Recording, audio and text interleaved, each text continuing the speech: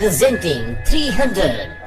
ये कहानी शुरू होती है एक बच्चे के पैदा होने से, और पैदा होने के बाद उस बच्चे की जांच की जाती है कि कहीं वो नाटा, कमजोर या अपंग तो नहीं, क्योंकि स्पार्टा में ऐसे बच्चों को मार दिया जाता है।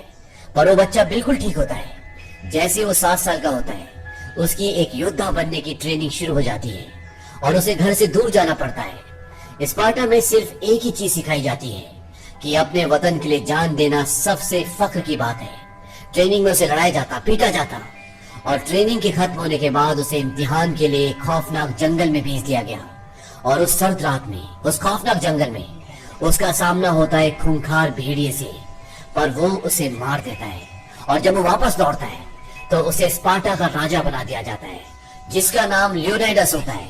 धीरे धीरे वक्त बीतता है और 30 साल बाद लियोनाइडस के पास एक दूत आता है, और ये दूत फारस का होता है, और इनके राजा का नाम है जक्सिस, जिसके पास एक बहुत बड़ी सेना है। लियोनाइडस बोलता है कि कहो दूत, मैं तुम्हारे लिए क्या कर सकता हूँ, क्या पैगाम है? वो बोलता है कि जमीन और पानी। लियोनाइडस बोलता है कि तुम फारस से यहाँ पर जमीन और पानी के लिए आए हो। वो दूत बोलता है कि हमारे शहंशाह जक्सिस चाहते हैं कि तुम उनकी अधीनता स्वीकार कर लो, लेकिन लियोनाइडस इसके लिए मना कर देता है। दरअसल जब ये दूत आया होता है तो वो इसके घर तक कटे हुए राजाओं का सर और उनका ताज लेकर आया होता है, ताकि उससे लियोनाइडस को डरा सके। और इसके साथ साथ उसने लियोनाइडस और उसकी रानी का भी अपमान किया होता है, इसीलिए लियोनाइडस उसे और उसके सारे आदमियों को मार देता है। अब लियोनाइडस को पता है कि फारस की एक बहुत बड़ी सेना, जिसमें लाखों सिपाही हैं, वो यूनान पर हमला करने वाली है, और वो सबसे पहले स्पार्टा पे हमला करेंगे। इसीलिए लियोनाइडस उन पर हमला करना चाहता है, उनसे युद्ध करना चाहता है। लेकिन ये फैसला लियोनाइडस नहीं कर सकता। हालांकि वो राजा है, लेकिन स्पार्टा के कुछ रीति रिवाज है। अगर उसे युद्ध करना है तो उसे ओरेकल्स के पास जाना होगा, और अगर ओरेकल्स बोलेंगे कि स्पार्टा को युद्ध करना चाहिए, तभी वो युद्ध कर सकता है। ओरेकल्स ऐसी लड़कियां होती है जो ईश्वर का संदेश इंसानों तक पहुंचाती है। स्पार्टा में बहुत ही पुराने रीति रिवाज है। यहाँ पे कुछ बूढ़े पाखंडी लोग हैं जो ओरेकल्स को अपने वश में रखते हैं, यानी कि स्पार्टा की जो जवान लड़कियां होती है उनको अपने पास रखते हैं और उनके जरिए ईश्वर का संदेश लोगों तक, इंसानों तक पहुंचाते हैं। और अब लियोनाइडस इनके पास आता है और वो उन्हें अपनी सारी रणनीति बताता है। वो बताता है कि फारस की एक बहुत बड़ी सेना हम पर हमला करने वाली है। अगर हम उन्हें पहाड़ी दर्रों में, यानी कि नर के द्वार में भेज दें तो वहाँ उन्हें हम हरा सकते हैं।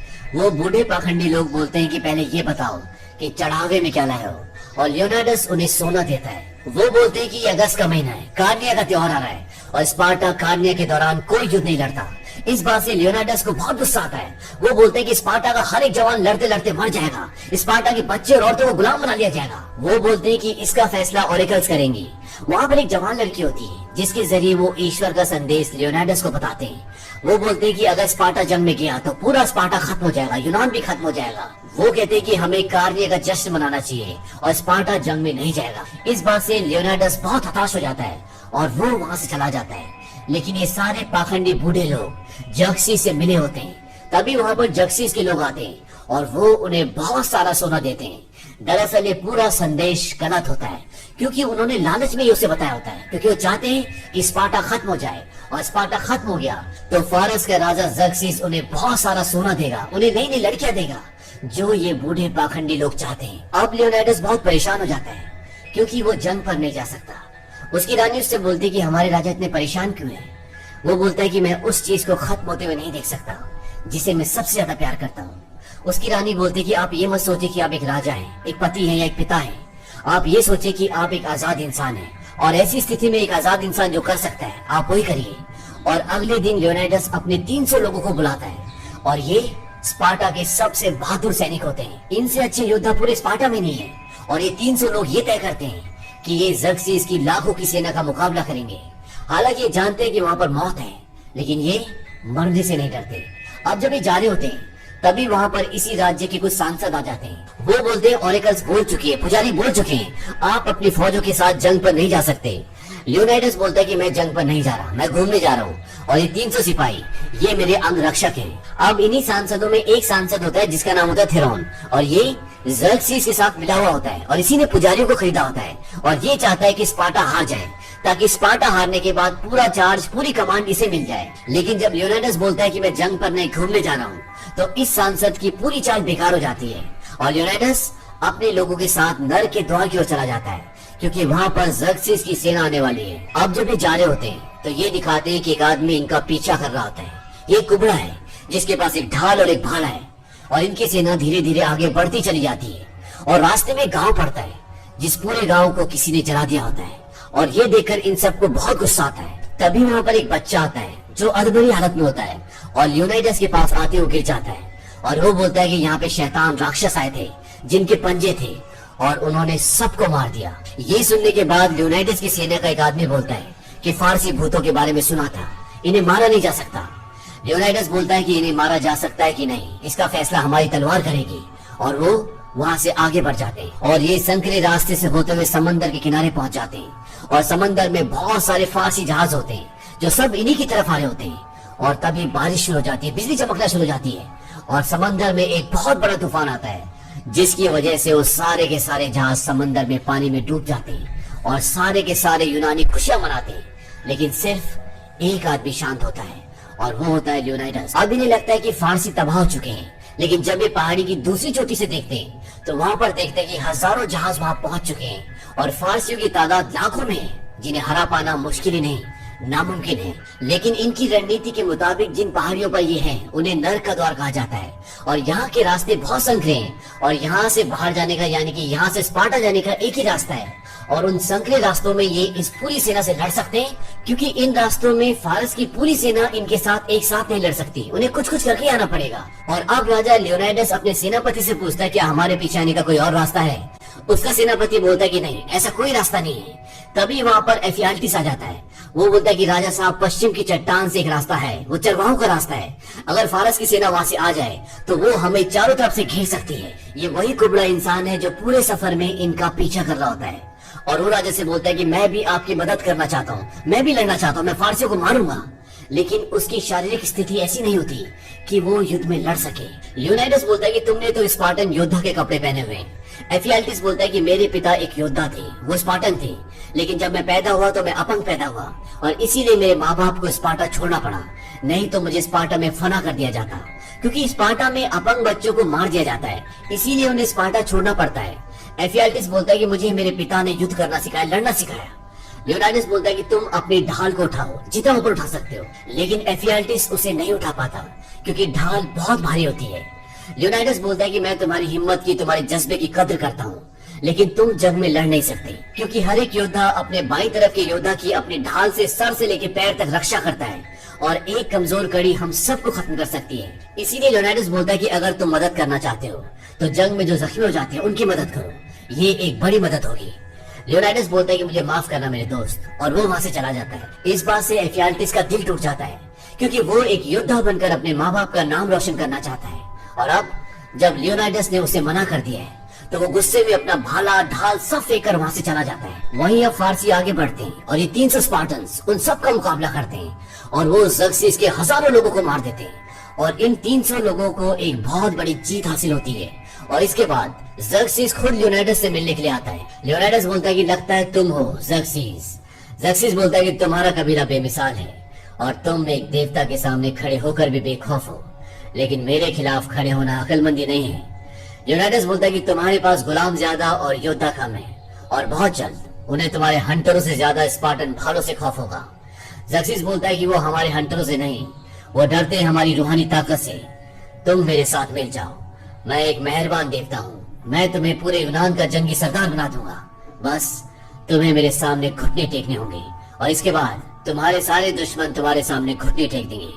लियोनाइडस बोलता है तुम बहुत मेहरबान हो राजाओं के राजा, पर जहाँ तक घुटने टेकने वाली बात है तो तुम्हारे लोगों को मारने के बाद मेरी जांग में अकड़न होने लगी है, इसलिए घुटने टेकने का तो सवाल पैदा ही नहीं होता। ज़र्क्सिस उसे डराने की भी कोशिश करता है, पर लियोनाइडस एक जांबाज है, वो एक योद्धा है, वो उसकी बातों से नहीं डरता और उसे इनकार करके वहाँ से चला जाता है। और अब ज़र्क्सिस अपनी सबसे ताकतवर फौज की टुकड़ी को भेजता है और ये इंसान नहीं होते, पर ये 300 स्पार्टन्स इन सब का मुकाबला करते हैं। और ज़र्क्सिस की सेना में एक बहुत बड़ा योद्धा भी होता है जो कि इन शैतानों से भी बहुत खौफनाक होता है, पर लियोनाइडस उसे मार देता है और इसके साथ साथ बाकी सभी को ये 300 स्पार्टन्स मौत के घाट उतार देते हैं। और इस जीत के बाद लियोनाइडस को भी ज़र्क्सिस की लाखों की सेना से जीत की एक नामुमकिन सी उम्मीद दिखने लगती है। और अगली सुबह ज़र्क्सिस अपनी एक बहुत बड़ी सेना के साथ एशियाई जादूगरों को भी भेजता है, पर उन छोटे और पतले रास्तों पर तादाद का कोई महत्व नहीं और ये 300 स्पार्टन्स और कुछ आर्केडियंस भी जो अब स्पार्टन्स के साथ मिलकर ज़र्क्सिस के खिलाफ लड़ रहे हैं। वो ज़र्क्सिस की पूरी सेना को और उनके साथ जो खौफनाक जानवर होते हैं उन सबको मौत के घाट उतार देते हैं। और इस शिकस्त के बाद खुद को देवता कहने वाला ज़र्क्सिस भी गुस्से और खौफ में आ जाता है और वो अपने सिपहसालारों को मौत के घाट उतार देता है। पर आज इस जंग में स्पार्टन्स के सेनापति का बेटा भी शहीद हो जाता है, इसीलिए वो जीत का जश्न नहीं मनाते। वहीं दूसरी तरफ एफियाल्टिस, जो कि कुबरा होता है, जो पहले लियोनाइडस के पास आया था, वो ज़र्क्सिस के पास जाता है। ज़र्क्सिस उसे बोलता है कि तुम्हारा ईश्वर बेरहम है जिसने तुम्हें ऐसा बनाया, और उससे बेरहम है ये स्पार्टन्स जिन्होंने तुम्हें धुतकारा। लेकिन मैं एक दयालु हूं, तुम जो चाहते हो मैं तुम्हें सब दूंगा जो तुमने सोचा भी नहीं होगा। बस मुझे वो रास्ता बता दो जिससे हम इन सभी स्पार्टन्स को चारों तरफ से घेर लें। और एफियाल्टिस उसकी बात मान जाता है। वो कहता है हाँ, मुझे सब कुछ चाहिए, मुझे दौलत चाहिए, मुझे औरत चाहिए और मुझे एक वर्दी भी चाहिए। ज़र्क्सिस बोलता है कि दिया, जो तुम्हें चाहिए वो सब कुछ दिया। वही दूसरी तरफ स्पार्टा की रानी लियोनाइडस की बीवी इस कोशिश में होती है कि लियोनाइडस तक स्पार्टा की फौजों को भेजा जाए, लेकिन सांसदों को मनाना इतना आसान नहीं होता। सारे सांसद उसकी बात नहीं मान रहे होते और इन्हीं सांसदों में एक सांसद होता है थेरॉन, जो कि ज़र्क्सिस के साथ मिला हुआ होता है और वो बिल्कुल भी नहीं चाहता कि स्पार्टन फौजें इन 300 लोगों की मदद के लिए जाए। रानी रात को उसे मिलने के लिए बुलाती है। वो बोलती है कि मुझे तुम्हारे वोट की जरूरत है, संसद में अगर तुम अपना वोट दोगे तो वो उन 300 जाबाज के लिए मदद भेजेंगे। वो बोलता है कि मैं उनकी मदद क्यों करूं, इससे मुझे क्या फायदा होगा। रानी बोलती है कि वो तुम्हारे राजा हैं। थेरॉन बोलता है कि जंग और पॉलिटिक्स अलग होती है। रानी बोलती है कि तुम्हें क्या चाहिए। दरअसल रानी के ऊपर उसकी गंदी नजर होती है। थेरॉन बोलता है कि तुम्हें पता है कि मुझे क्या चाहिए और अगर तुम स्पार्टा को और अपने राजा को बचाना चाहती हो तो तुम्हें वो करना पड़ेगा। और रानी उसकी बात मान जाती है और वो उसके साथ फिजिकल रिलेशनशिप बनाता है। और अगली सुबह जब संसद होती है तो वहां पर थेरॉन अपनी बात से मुकर जाता है और वो रानी पे झूठे आरोप भी लगाता है और इस बात से रानी को गुस्सा आता है और वो उसे चाकू से मार देती है। और जब उसे मारती है उसके कपड़ों से बहुत सारे सोने के सिक्के गिरते हैं और इन सभी सोने के सिक्कों में ज़र्क्सिस की फोटो होती है और वो सब समझ जाते हैं कि ये ज़र्क्सिस के साथ मिला हुआ था और सब उसे गद्दार कहते हैं और रानी वहां से चली जाती है। अब उन पहाड़ी दर्रों में, जिसे नरक का द्वार कहा जाता है, वहां पर एफियाल्टिस ज़र्क्सिस के लोगों को वो रास्ता दिखा देता है जहां से वो लियोनाइडस और उसके लोगों को चारों तरफ से घेर सके। और जब वो उनकी तरफ बढ़ रहे होते हैं तो ये बात एक आर्केडियन को पता चल जाती है और वो भागता हुआ लियोनाइडस के पास आता है। वो कहता मारे गए, हमें जितनी जल्दी हो सके यहाँ से भागना होगा क्योंकि ज़र्क्सिस की सेना पीछे के रास्ते से आ रही है और सुबह तक वो हमें चारों तरफ से घेर लेगी और सबको मार देगी। लियोनाइडस बोलता है कि स्पार्टन्स न भागते न कभी घुटने टेकते हैं, भले उन्हें मौत का सामना क्यों न करना पड़े। लेकिन आर्केडियंस सब के सब वहां से चले जाते हैं क्योंकि वो बेवजह मरना नहीं चाहते। और अब लियोनाइडस और उसके सभी आदमी को पता है कि मौत उनका इंतजार कर रही है। लियोनाइडस अपने एक आदमी को बुलाता है जिसका नाम लिलाइयस है। वो उसे बोलता है कि तुम वापस जाओ और सबको बताना कि यहाँ पर क्या हुआ, हमारी जीत की दास्तां सबको सुनाना। लिलाइयस कहता है रानी के लिए कोई संदेश। लियोनाइडस कहता है कि कहने के लिए मेरे पास कुछ भी नहीं है। वो उसे अपना एक लॉकेट देता है और इसके बाद लिलाइयस वहां से चला जाता है और अगली सुबह इन्हें चारों तरफ से घेर लिया जाता है। और ज़र्क्सिस के एक आदमी लियोनाइडस को बोलता है कि अगर तुम अपने हथियार डाल दो तो तुम्हें पूरे यूनान का जंगी सरदार बना दिया जाएगा। स्पार्टा पहले से भी ज्यादा दौलतमंद होगा। बस तुम्हें ज़र्क्सिस के सामने अपने हथियार डालने होंगे, अपने घुटने टेकने होंगे और शहंशाह ज़र्क्सिस का हुक्म मानना पड़ेगा। यहाँ पर एफियाल्टिस भी होता है, वो कुबड़ा जिसने इन्हें पीछे का रास्ता बताया होता है। वो लियोनाइडस से बोलता है कि मैं तुमसे विनती करता हूँ, इनकी बात मान लो और अपने साथियों की जान बचा लो। लियोनाइडस को वो रात याद आती है जब उसने उस सर्द रात में उस खूंखार भेड़िए का मुकाबला किया था और उसे मौत के घाट उतार दिया था। अब लियोनाइडस अपना कवच उतार देता है, अपनी ढाल फेंक देता है और एफियाल्टिस को बोलता है कि मेरे भाई, तुम्हारी उम्र बहुत लंबी हो। और इसके बाद वो अपना भाला भी फेंक देता है और घुटनों के बल बैठ जाता है। उसे अपनी पत्नी याद आती है जिससे वो बहुत प्यार करता है। और तभी लियोनाइडस अपने एक आदमी को आवाज लगाता है, स्टैलियस! और स्टैलियस भागता हुआ आता है और लियोनाइडस के ऊपर पैर रखकर उछलता है और ज़र्क्सिस के दूध को अपने भाले से मौत के घाट उतार देता है। ज़र्क्सिस बोलता है खत्म कर दो इन सबको। इसके बाद लियोनाइडस उठता है और अपना भाला उठाता है और पूरी ताकत से ज़र्क्सिस की तरफ फेंकता है और वो भाला उसका गाल छूकर निकल जाता है, जिससे उसके गाल से खून निकलना शुरू हो जाता है। और तभी हजारों तीर उनकी तरफ आते हैं और इस तरह से जावा स्पार्टन यूनान के लिए, स्पार्टा के लिए शहीद हो जाते हैं। वहीं दूसरी तरफ डायलिस रानी के पास पहुंचता है और उसे लियोनाइडस का लॉकेट देता है। वो समझ जाती है कि लियोनाइडस अब इस दुनिया में नहीं रहा और रानी उस लॉकेट को अपने बेटे को पहना देती है। अब डायलिस सांसदों के पास आता है और बोलता है राजा को कोई श्रद्धांजलि, कोई स्मारक या कोई जीत का नगमा नहीं चाहिए था, बस उनकी यही ख्वाहिश थी कि हमें याद रखा जाए। अब दिखाते हैं कि डायलस के सामने 10,000 की फौज है और डायलस ये पूरी कहानी इन 10,000 स्पार्टन्स को सुना रहा होता है और इनके सामने जर्क्सिस की एक विशाल सेना होती है। डायलस बोलता है कि इन सब के दिल में डर है, क्योंकि ये सब राजा लियोनाइडस और 300 स्पार्टन्स की तलवारों का कहर भूले नहीं है। और इसके बाद ये सभी जर्क्सिस की सेना की तरफ अपनी खूनी तलवारों के साथ बढ़ना शुरू कर देते हैं।